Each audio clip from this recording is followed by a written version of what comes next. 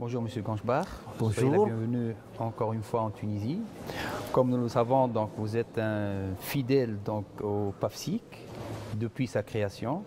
Et donc on va profiter de cette occasion pour vous poser quelques questions au fait pour profiter de votre grande expérience. Pour commencer, là, vous venez de faire une intervention, donc orale bien sûr, pas une intervention chirurgicale. Est-ce que vous pouvez nous résumer le contenu de votre conférence? Ma conférence était sur un sujet un peu philosophique de la médecine. Est-ce que la vérité existe-t-elle en médecine? Et j'ai expliqué qu'en fait, il n'y a pas de vérité en médecine, mais il y a une connaissance médicale. C'est une connaissance médicale qui est indispensable, c'est une connaissance médicale qui varie dans le temps, c'est une connaissance médicale qu'il faut garder toujours en renouvelant au point de ce qu'est l'actualité, d'où l'utilité des manifestations comme pacifiques. D'accord.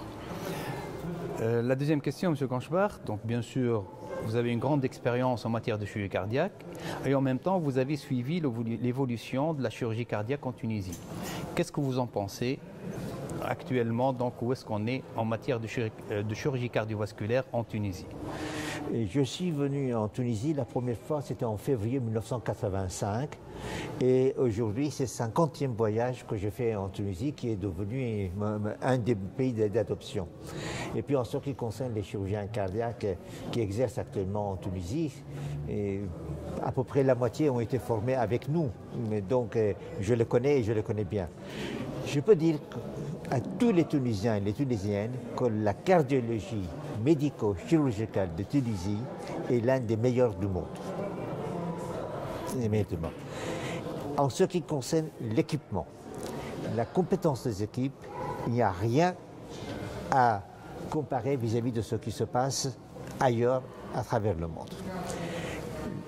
En trentaine d'années, la Tunisie a réussi à devenir un pays qui amène les patients pour se faire opérer ici. Aujourd'hui, en ce qui concerne la chirurgie cardiaque adulte, la quasi-totalité des patients sont opérés sur place. Mais ce n'est pas tout. Les patients de Libye, de Tchad, de Mauritanie, de la Côte d'Ivoire viennent se faire opérer ici. Donc, il existe aujourd'hui en Tunisie une cardiologie médico-chirurgicale qui est de très haut niveau et de qualité. Alors, est-ce que tout est le ciel bleu, le ciel serein? Non. Je pense qu'il y a un certain éparpillement des équipes, des matériels, et je pense qu'il n'est pas inutile qu'il y a une planification qui puisse se faire. Et les nouveautés qui viennent, on ne peut pas les distribuer dans tous les coins de la Tunisie. Pour la qualité des soins, il vaut mieux commencer dans un centre. Et puis pour pas le temps, ce sont des problèmes que hier, Monsieur le ministre de la Santé nous a expliqué dans la conversation que je peux avoir avec lui. Il nous a bien dit, il est parfaitement conscient que sur un socle qui est très solide, qui est de très haute qualité, il faut aller en avant et avec un certain nombre de modifications structurelles, en faisant mieux fonctionner les hôpitaux publics et en envoyant des équipes plus fusionnées et mieux étoffées. Absolument. Dernière question, M. Ganchbar. Donc, vous avez suivi l'évolution de la chirurgie cardiaque, mais aussi vous avez suivi l'évolution du PAFSIC. Effectivement, comme je l'ai dit au début, pratiquement toutes les sessions de PAFSIC, on est au 15e, à la 15e session, et vous étiez toujours présent. Qu'est-ce que vous en pensez depuis? Voilà, exactement. Qu'est-ce que vous pensez de ce congrès?